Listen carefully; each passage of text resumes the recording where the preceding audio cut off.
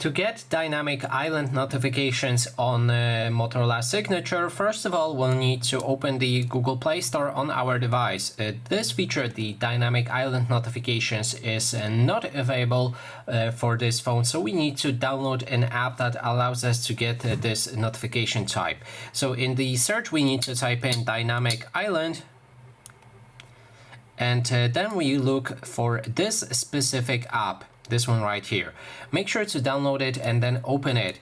When it's ready, you will need to allow any permissions that will pop up on your screen, otherwise it won't work.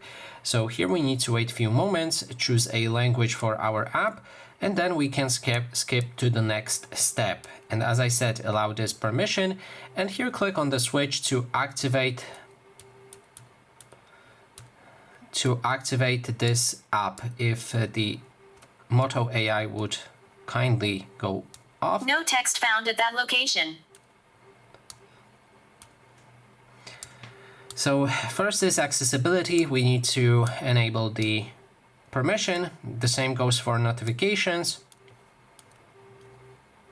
Then calls, change to dynamic notch, and battery optimization. Then when we're ready, we can continue to home and our notifications will be ready. So as you can see right there on the top, we have a black notch, and this will be used as the dynamic island notifications, as you can see right there. So that is basically everything. Thanks so much for watching.